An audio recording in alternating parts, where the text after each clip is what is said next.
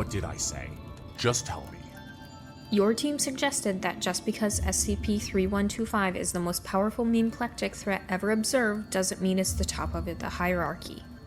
You suggested that it would be possible to synthesize an idea of an order of magnitude still more powerful than SCP-3125, specifically designed to neutralize SCP-3125, and under our control, a counter-meme.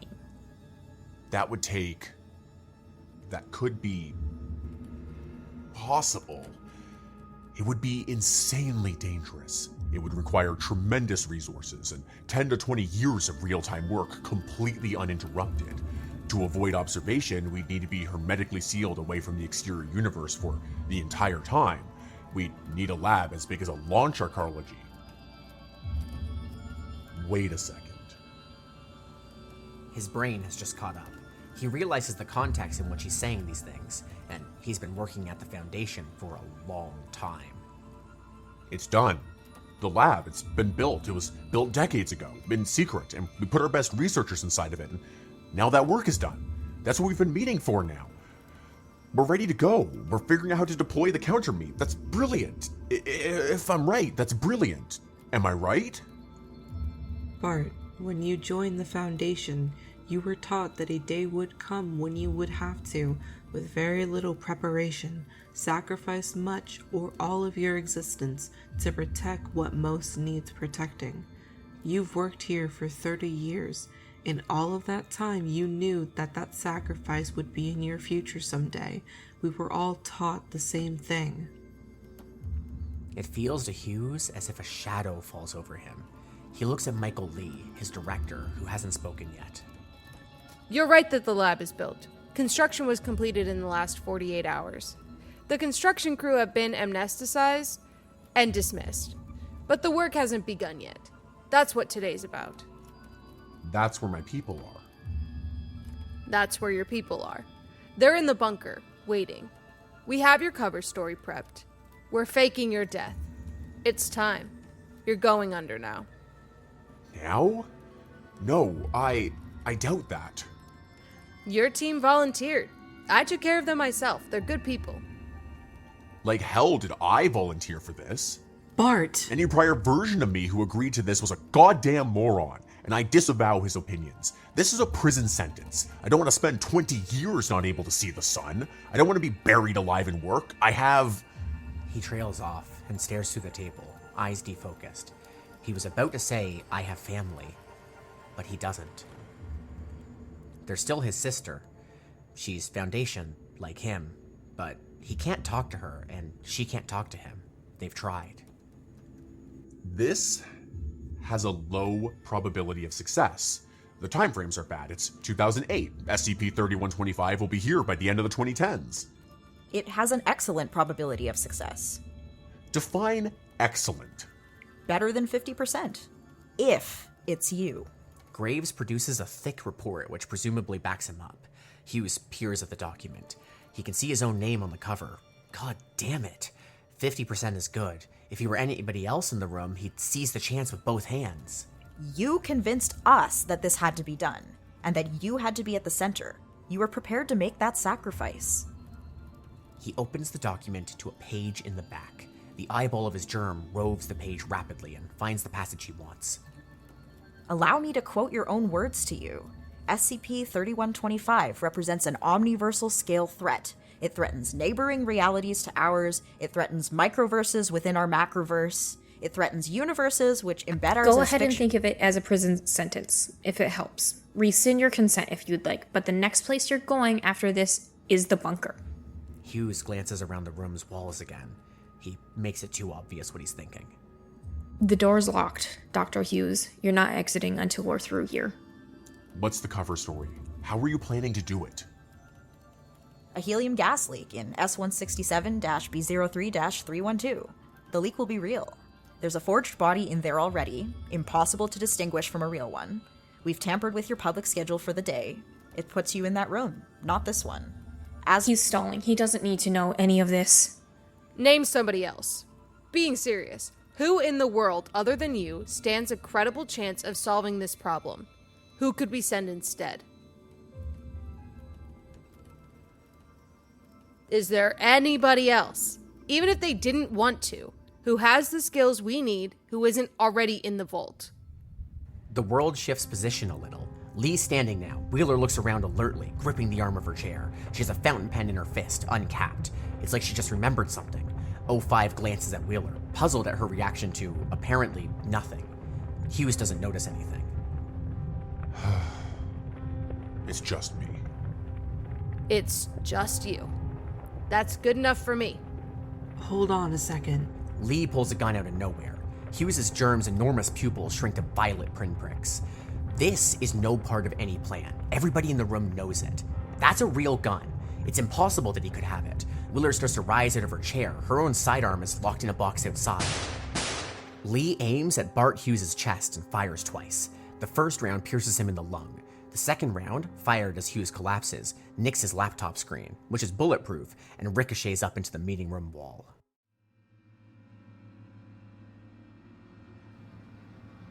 Lee turns, now aiming at 058. He gets 2 more rounds off, each causing an ear-splitting electronic shriek and a flash of luminous green as 058's protective ward absorbs the energy. Wheeler lunges at Lee from behind his gun arm, deflecting it upwards with one hand while plunging the foundation pen into his throat with the other. Lee struggles. Wheeler pulls hard, opening his throat all the way up. Lee's fingers loosen as she sprints the gun away. Lee gurgles in agony and stumbles backwards, clutching futilely at his wound. He smashes his head, well, the germ he's wearing on his head, against a glass meeting room door and slides down it into a spreading red lake. He's neutralized. There are 2 seconds in which nothing happens. 058's eyes meet Wheeler's. Your thoughts? Michael Lee was compromised. I don't know how. She makes the gun safe, holsters it, and vaults over the table to check on Hughes. He's dead. Graves is dead too. When in the hell did Graves get hit? What just happened in this room? This whole site could be compromised from top to bottom. I have follow-up questions. A bolt of lethally intense heat and light interrupts him, scorching the wall from behind his head. He ducks. Wheeler turns to track the source, aiming the gun with bloody hands. Something is lasering its way through the containment unit airlock. It's a powerful laser, wielded with robotic precision. It's happening almost too fast to see. My personal security, it heard the shots. Call it off. If this unit is breached, SCP-3125 is coming for all of us. The unit's hermetically sealed. I can't send any kind of signal until the doors open.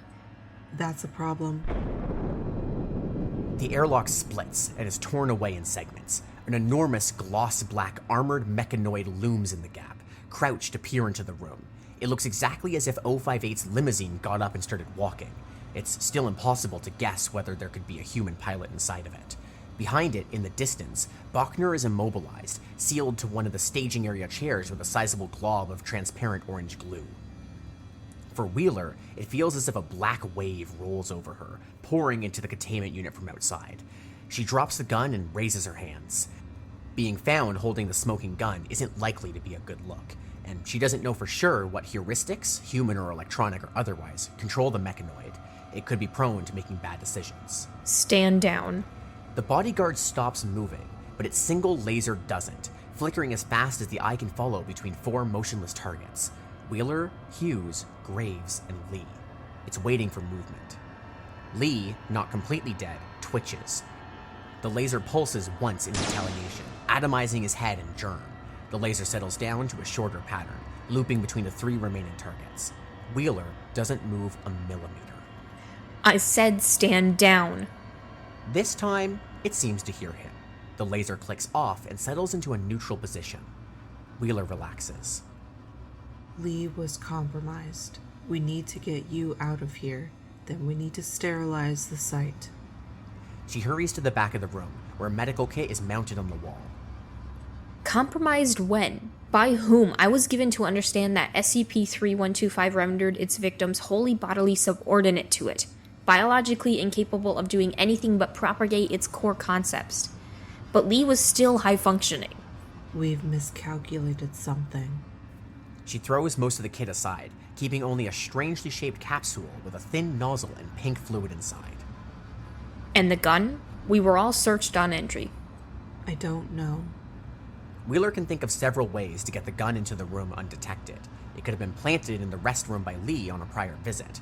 Bachner could be complicit. Perhaps others. She thinks there's an extremely strong chance that the 3 members of Hughes' team have been murdered too. It's all academic now. She applies the capsule to her right wrist and infuses the first half of the dose. It's a fast-acting chemical amnestic. She hopes that splitting 1 dose between the 2 of them will be enough. Isn't this the part where SCP-3125 makes an appearance? I certainly feel something in my head, my germ, I should say. Me too. Roll up your sleeve. You also need to deactivate your shield for a second. He obliges, and Wheeler gives him the rest of the drug. Wheeler sorely wishes the shields were standard issue, but they are exceptionally hard to come by, and there are serious controversies and side effects associated with them. Outside, Bachner has been gurgling and starting to speak in tongues. Now, they scream again. When Wheeler looks, something long and dark, sharp as a javelin and bifurcating into filaments, descends from somewhere in the ceiling of the warehouse. It curls around the chair Bachner is glued to and lifts them up into the air. A second thin feeler makes an appearance. It probes Bachner's glue-covered midsection, curiously, and then pushes itself through them, like a pin through paper. They wail, liters of blood gushing out and splashing to the floor below them. The feeler withdraws, then makes a second hole beside the first, and continues in that fashion. More spider legs impale 058's mechanoid bodyguard and pull it away from the airlock, rapidly dissecting it into sparkling pieces. The laser flashes wildly as the machine dies. It's no use. In the distance, a site-wide containment alarm starts up. It's a memetic threat. Where do the arachnoforms come in? Do you have alternate transportation? S167 BO2-101. There's an escape pod. As he says it, Wheeler writes it down on her hand with her bloodied fountain pen. Underground. You're sure? Is there a code for the door? 058 lists 5 digits. Then he clutches his head. His germ is twitching unhappily and changing color and texture, as if an infection is spreading across its pale blue skin. I can feel it. It's like steel jaws. This is most unpleasant. We need to get to the escape pod. There's nothing else that matters. We don't need to remember why. Got it? Spider legs reach into the airlock and begin tearing the room to pieces. They're fast-moving and grabby and angry. They know there's something important inside, but they can't get to it. The skull bone is too strong to be broken apart. 058 doesn't have much field experience. The amnestic is blurring his thoughts. I'm deferring to you. Escape pod. Lead on. Wheeler takes his hand. She's got Lee's gun on the other. A decent amount of ammunition is left. With me. She's done this before. She doesn't know it. The warehouse ceiling starts to cave in.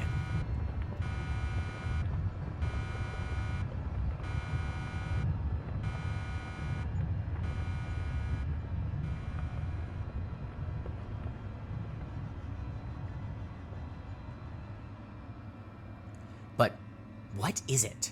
Where is it? What does SCP-3125 look like? Its motivations, its origins, its modus operandi. How much of that can be known? Does it have to be known to solve the problem? Does it matter how intelligent the intelligence is once it's inside the box, once it's checkmated? And what actinic, mind-wrenching form could the counter-meme take? How could human hands assemble something so devastatingly powerful and hold it steady? What human mind could wield it without exploding from the inside out? What would deploying the concept in anger do to a human eidetic space? How far out from the solution is modern memetic space? A year? A century? What insane impossibility has Hughes just committed himself to? He doesn't know anything. He knows Site-167 is coming apart, and something violent and psychotic is flooding its corridors and its people. A livid, roaming swarm which makes every human into the worst possible thing a human can be. A thing which stands wrong, which looks wrong, colorless and furious. He races down the corridors, and then down ventilation shafts which will take him deeper. He's small, and he has quick, slippery locomotion. He can make it. He can lock himself in. But he doesn't know what a germ needs to survive. All he's seen is the cages. He doesn't know Bachner's care routine. Does it live in water? In C. gigante's blood plasma? Is it fed a formula? He needs to reverse engineer his own biology before he starves. He doesn't know the model of his mind. It hurts to think. But he can think.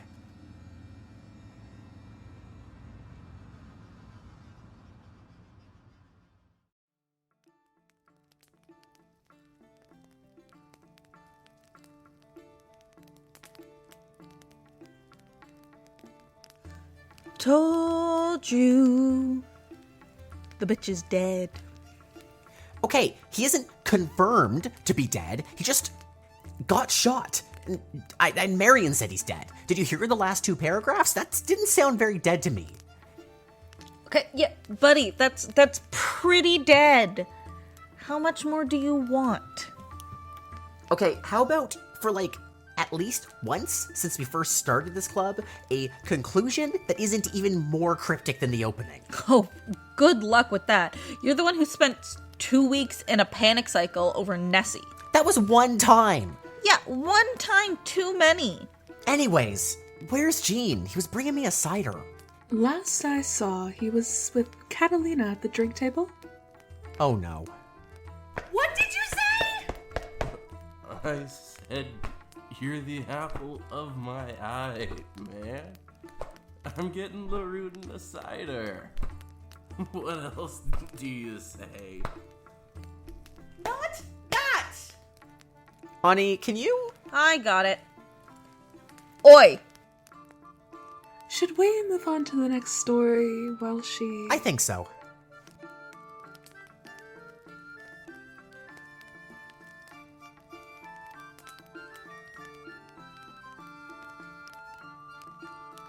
And now, we are ready to close for real this time. I know this episode is a little bit shorter than normal, so if you're listening to this on radio, I will be putting a little bit of music at the end from our soundtracks we've been using, because I've been really enjoying it, and I think you deserve to listen to it. So, as usual, as we close, I would like to give a special thank you to those in real life who made this episode possible. In particular, I'd like to thank Kit, who played the role of Ani, Esme, who played the role of Catalina, Peach, who played the role of Rowan, Jean, who played the role of John, Echo, who played the role of Marion Wheeler, Taya, who played the role of Agent Graves and Bachner, Emily, who played the role of Michael Lee, and Moss, who played the role of 058. For those wondering, my name is Gaia. In this episode, I played Lyrillin, as well as Bart Hughes, as well as did all the editing. As well, I would like to thank the author of the story that you heard today, that's QNTM, or Quantum, who wrote today's story, Wildlight. As well, I would like to thank the musical artists that you heard in today's episode. First is Kevin MacLeod. You can find his music and more at incomptech.com. But as well as a special that we had from part 1 of this episode that I think deserves to still be highlighted, I would like to thank Mew, M-Y-U-U, for his song Fernweh, which I'll be continuing with after this segment. So, thank you all for listening, and I'll see you next time.